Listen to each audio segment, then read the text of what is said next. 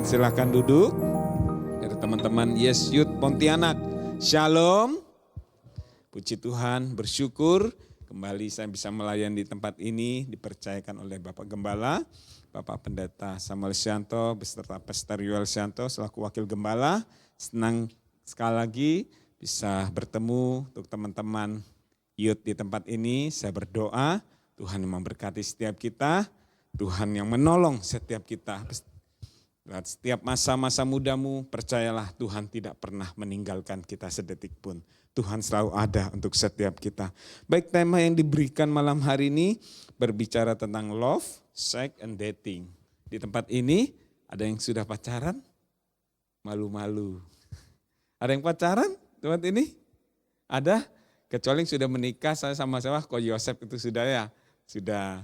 Selebihnya masih belum rasanya nih. Masih ada yang pacaran-pacaran, ya pacaran boleh saya katakan. Di mana pacaran harus untuk hubungan yang sehat di dalamnya. Kayak kita berbicara tentang cinta. Dari mata turun ke hati. Siapa tuh nyawa tuh? Oh, Hansen. Siapa nyawa tadi? Dari mata turun ke hati timbullah cinta. Ya, iya, saya juga sama dulu. Sebelum menikah, melayani di gereja, lihat pasangan saya dulu, pasangan tapi sekarang sudah jadi istri, ya dari mata timbul ke hati, dari hati ungkapanlah cinta di dalamnya. Tapi dalam masa-masa muda, cinta itu jangan sampai salah kita. Apalagi dalam masa-masa muda ini, karena cinta ya Tuhan berikan ya pas suami kalau suami istri, kalau pasangan laki dengan perempuan, yang betul, tidak ada perempuan sama perempuan, laki sama laki-laki, salah. Firman Tuhan tidak demikian, tapi apa? Laki-laki sama perempuan, tidak ada sesama jenis. Ya kan? Laki-laki sama perempuan, maka di firman Tuhan dikatakan beranak cuculah, bertambahlah banyak. Itu yang Tuhan mau. Makanya pernikahan yang kudus, yang sehat. Ya. Pertama kita akan sama-sama belajar tentang cinta, sama-sama katakan cinta. Siapa yang pernah jatuh cinta di tempat ini? Malu-malu, senyum-senyum. Saya percaya pasti umur-umur sini berapa? 15, 20, 25? Ada? 25 di sini? 15? Ada mungkin masih kuliah atau SMA gitu ya. Cinta. Ketika kita bertemu dengan pasangan, orang yang kita sukai, bagaimana perasaan hati kita? Ya. Apa? Senang, bahagia. Senyum-senyum sendiri pastinya ya. Apalagi pengen sesuatu hal yang ditunjukkan. Mencari perhatian orang tersebut. Ya kan, menarik perhatiannya itu bagaimana. Cinta, maka saya katakan dari mata turun ke hati. Harus ada sikap diri kita yang penting dalam hati kita ini. Ketika kita mengutarakan cinta, mengutarakan kasih kita kepada calon kan, pasangan kita, lawan jenis kita, bagaimana sikap hati kita itu yang menentukan. Mari sama-sama kita lihat satu firman Tuhan. Di 1 Yohanes 4 ayat 19 firman Tuhan katakan sini. 1 Yohanes 4 ayat 19 dikatakan kita mengasihi karena Allah lebih dahulu mengasihi kita. Kita mengasihi karena Allah itu lebih dahulu mengasihi kita. Allah yang kita sembah yaitu Tuhan Yesus Kristus namanya. Dia mati rela di atas kayu salib untuk apa? Karena cinta kasihnya untuk setiap kita. Karena dia menebus setiap kita umat manusia yang berdosa ini. Seharusnya kita ini yang mati. Kita yang harusnya disalibkan. Tapi Yesus, karena Bapa mengaruniakan anak yang tunggal yaitu Yesus Kristus untuk menyelamatkan setiap kita umat manusia yang berdosa. Itulah kasih besar. Kasih yang tanpa syarat. Kasih agape yang Tuhan mau. Kalau manusia biasanya apa? Kasih syarat. Ada maunya pasti melakukan kebaikan. Tapi kasih yang daripada Tuhan, kasih itu tanpa syarat. Tuhan memberikan tulus adanya. Murni adanya. Makanya firman Tuhan katakan tadi, ya kita harus saling mengasihi. Kan? Saling mengasihi, saling melayani satu sama lain. Mungkin di tempat-tempat ini ada anak-anak muda di tempat ini. Kasih. Kan? Di dalamnya ada cinta. Kalau kalian jatuh cinta, ya hubungan harus sehat. Papa mama harus bisa tahu. Jangan sampai papa mama nggak tahu, bahaya nanti kalau ada apa-apa. Ya hubungan kalian harus sehat. Bangun cinta, saya boleh bercerita sedikit, ada keluarga, saya dulu di Jakarta, saya pernah tinggal di Jakarta, ini pacaran sudah lama, menikah, keluarga, punya anak. Karena suaminya kena narkoba, banyak hutang, akhirnya apa? Istrinya kena sasaran. Bahkan gak bisa kasih uang, akhirnya istrinya dibunuh. Pacarannya bukan satu itu loh, dari kecil saya dengar dari itu. Dari SD katanya sudah berteman, mulai SD, SMP, sampai kuliah mereka pacaran. Tragis sekali lagi saya katakan, tragis. Kan? Karena istrinya tidak bisa memberikan uang karena dia narkoba, obat gitu, istrinya dibunuh. Cinta bukan hanya berbicara tentang perasaan, kasih bukan berbicara tentang perasaan, tapi keputusan, komitmen kita mengasihi pasangan kita, mengasihi orang-orang terdekat kita. Kalau perasaan dengan cinta, ketika orang itu tidak baik nanti kita kecewa, marah nanti. Kalau cinta ditolak apa? Dukun bertindak. Oh jangan ya. Jangan, anak Tuhan tidak boleh main dukun. Dukun itu dosa. Dia membawa penyembahan berhala. Sesuatu hal yang kau taruh di dalam penyembahan berhala, ada tumbal yang harus kau bayar di dalamnya, saya katakan. Jangan main dukun. Sekali lagi, jangan main dukun. Kenapa? Saya sendiri asal dari Kalimantan, Singkawang, tepatnya banyak sekali lagi penyembahan-penyembahan berhala di dalamnya. Ketika melakukan penyembahan berhala, gak anak yang cacat, gak keluarganya. Ada sesuatu hal yang harus dibayar di dalamnya. Tapi datanglah kepada Tuhan. Kalau cintamu ditolak, cari lain lagi. Masih banyak kok Tuhan sediakan. Masa satu dunia cuma satu orang, pasti banyak antara perempuan atau laki-laki, ya kan pasti banyak Tuhan. Kalau satu tidak pas, tidak cocok, ya cari yang lain lagi. Makanya masih banyak. Jangan sampai stres, tidak bisa tidur, tidak bisa sekolah, tidak bisa kuliah, tidak bisa kerja karena mikirin pasangan. Jangan, rugi kita sendiri. Ya, rugi saya katakan. Tapi berdoa datang kepada Tuhan. Tuhan pasti kasih yang terbaik bagi setiap kita. Amin. Tuhan pasti kasih terbaik. Apalagi masa-masa muda kalian. Akhirnya pernah juga karena putus cinta bunuh diri. Wow, tragis saya katakan. Masih banyak orang, bukan hanya satu. Dunia ini Tuhan bisa kasih yang terbaik untuk setiap kita. Amin. Datang kepada Tuhan. Kuncinya datang kepada Tuhan. Makanya dikatakan apa tadi? Kita mengasihi karena Allah lebih dahulu mengasihi setiap kita. Kasih Allah itu besar untuk setiap kita. Dia memberikan kasih itu kepada kita, ya kita berikan kasih itu bagi orang lain. Ngasih siapa? Papa, mama, saudara, teman, rekan pelayanan, semua orang.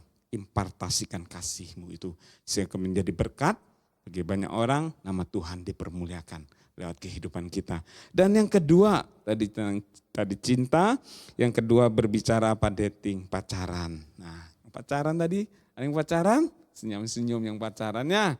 Pacaran boleh, pacaran apa? Menjajaki, mengenal satu sama lain untuk membangun bahtera rumah tangga. Tapi pacaran harus sehat, jangan di tempat-tempat gelap, bahaya nanti, ya kan? Jangan di tempat-tempat yang tidak benar. Ya. Lebih baik ketemu dalam gereja pacaran itu. Anak sama sesama anak Tuhan. Pak, boleh gak saya pacaran beda agama? Ya. Lebih baik satu dalam anak Tuhan. Kalau kamu tidak beda agama, kalau nanti tidak bisa kembali kepada Tuhan, kau terjerumus di dalamnya. Apalagi kamu sudah jatuh di dalam dosa, kau harus menanggung akibatnya. Saya katakan. Jatuh dalam dosa apa? Nanti itu selanjutnya yang ketiga tentang berbicara tentang seks. Dan ketika engkau jatuh di dalam dosa, ketemu beda agama, ada konsekuensi yang kau harus bayar, imanmu. Dan makanya pacaranlah satu iman, yaitu percaya Yesus Kristus itu lebih membawa engkau hidup benar di hadapan Tuhan. Pacaran harus satu iman, beribadah sama-sama. Kau beda agama, jangan. Satu iman. Ya. itu lebih baik. Nah, kenapa? Sekali saya sendiri pelayanan pastoral di pusat, di Betani Yestoya Malang, bimbingan pranikah juga iya, baptisan juga iya. Saya katakan, kenapa? Sebelum mereka menikah, ada yang dibaptis terlebih dahulu. Karena surat izin menikah, baptis itu. Bukan saya katakan, kau menikah bukan hanya untuk ini aja, mendapatkan surat izin menikah ini, akta baptis ini. Tapi yang terpenting, iman percayamu di dalam Tuhan Yesus Kristus. Ketika engkau punya imanmu di dalam Yesus Kristus, kau membangun bahtera rumah tangga nantinya. Meskipun ada masalah atau apapun, kau sama-sama datang kepada Tuhan. Mungkin dalam masa pacaran juga, kadang ada masalah, pasti perbedaan apa nanti. Ras, suku, warna kulit, dua kepala dijadikan satu, itu tidak mudah nantinya. Apalagi bahtera rumah tangga, berbeda ras. Nanti kenapa? Pola asuh dari orang tua yang berbeda, nanti dijadikan satu keluarga, itu tidak mudah. Tetapi ketika ada kasih Tuhan yang di dalamnya, kasih Tuhan yang saling melengkapi, saling tolong menolong, saling melayani nantinya, itulah kasih Tuhan yang memulihkan. Maka di dalam pacaran, nah di firman Tuhan katakan, Amsal 4 ayat 23, dikatakan, Amsal 4 ayat 23, jagalah hatimu dengan segala kewaspadaan, karena dari situlah terpancar kehidupan. Kata firman Tuhan, jagalah hatimu dengan segala kewaspadaan. Perempuan, hati-hati sekali lagi ketika engkau digoda. Kan kelemahannya apa? Perempuan digoda. Kalau pria dari tahta, wanita, harta, kedudukan. Digoda, diajak, hati-hati sekali lagi, jaga hatimu. Jangan selalu terjerumus di dalam dosa. Masa depanmu masa yang panjang, saya katakan. Ketika kau melakukan sesuatu yang tidak benar, yang tidak kudus, itu fatal akibatnya. Harus jaga hati kita. Harus tahu jaga apa? Waspada, kata firman Tuhan tadi. Waspada, karena dari situlah terpancar kehidupan. Harus menjaga hati kita. Ketika mau pacaran, ya hubungan yang sehat. Kasih tahu orang tua, jangan main belakang sendiri. Kau anak Tuhan, anak yang terang, amin. Bukan anak yang gelap, amin. Anak-anak Tuhan, anak-anak yang terang, amin. Pacaran di tempat yang terang, amin. Bukan yang di tempat-tempat gelap, bahaya. Nanti kalau tempat-tempat yang gelap, tangannya bisa kemana-mana, bahaya. Datang kepada Tuhan. Ketika engkau jaga hatimu, hati berbicara, ada pikiran, perasaan, kehendakmu. Dalam pikiranmu bersih, pikiranmu jernih, pikiranmu yang baik. Ketika pikiranmu bersih, hatimu bersih, kau melakukan hal itu juga bersih, saya katakan. Ketika pikiranmu kotor, porno, yang tidak baik, yang tidak benar, ada sesuatu nanti yang kau keluarkan itu juga bagi orang lain. Hawa nafsu jadinya, hawa nafsu sehingga menimbulkan yang tidak baik, yang tidak benar. Makanya firman Tuhan tadi katakan, jaga hati kita dengan segala kewaspadaan. Karena dari hati ini loh, memancarkan kehidupan. Dari hati timbul apa? Pikiran kita. Kalau pikiran kita kotor, tidak baik, ya perbuatan kita bisa melakukan. Itu semua. Misalnya contohnya, di dalam hati saya ambil tab ini, yaudah saya ambil. Pikiran saya, ya saya ambil tab ini, ya saya lakukan. Dengan pikiran saya, perbuatan saya yang mengambil. Begitu juga dalam pacaran. Kalau engkau tidak bisa menjaga hatimu, perbuatanmu, ya, kalau tidak benar, ya kotor jadinya. Harus jaga pikiran kita. Dan yang ketiga, berbicara tentang apa tadi? Seks. Seks, maka awal saya katakan tadi, Tuhan ketika dia menciptakan manusia, Adam dan Hawa, Tuhan memberikan janji apa? Beranak cuculah, penuhilah bumi. Itu janji Tuhan, ada berkat Tuhan. Tapi di dalam pernikahan dan seks hubungan ini, hubungan intim harus juga apa? Yang sehat dalamnya. Makanya kalau belum diberkati sampai pemberkatan nikah yang kudus, jangan lakukan hubungan seks. Tidak boleh kita sebagai anak Tuhan. Ada kutuk nanti saya katakan.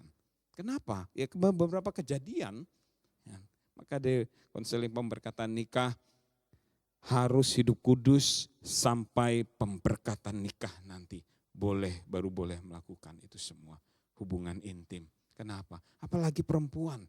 Kau harus menjaga kekudusanmu. Pria juga sama. Kita harus saling menjaga kekudusan hidup kita. Agar kita hidup kudus, hidup berkenan di hadapan Tuhan. Kenapa? Karena ada juga yang melakukan sebelum pemberkatan nikah hamil duluan. Sudah melahirkan anak, anaknya sekarang udah besar, menikah. Ternyata ya sebelum menikah, belum diberkati, hamil duluan. Itu makanya mengikuti ada seperti kutuk saya katakan. Itu harus diputuskan, harus didoakan. Makanya engkau anak-anak muda, firman Tuhan itu yang menentukan, menolong setiap kita harus menjaga kehidupan kita. Pernikahan ketika engkau nanti menikah, ya harus hidup kudus, harus benar di hadapan Tuhan. Harus jaga hidup kita. Kalau engkau tidak menjaga kehidupanmu, siapa yang jaga? Ketika menjaga pikiranmu dengan firman Tuhan, iblis bisa menabur itu semua hal-hal yang tidak baik, yang tidak benar. Makanya sebagai anak-anak muda, jaga hidup kita dengan apa? Firman Tuhan. Hubungan intim seks itu juga ya harus jaga, harus sehat di dalamnya nanti. Pemberkatan nikah yang kudus itu boleh baru melakukan itu semua di hadapan Tuhan. Ya, untuk setiap kita anak-anak muda di tempat ini, bangun terus hubungan kalian dengan Tuhan, hubungan intim dengan Tuhan. Saya percaya kasih Tuhan yang melimpah dalam kehidupan kita. Tuhan memberkati, kita bisa berdoa. Sekarang kita semua bangkit berdiri.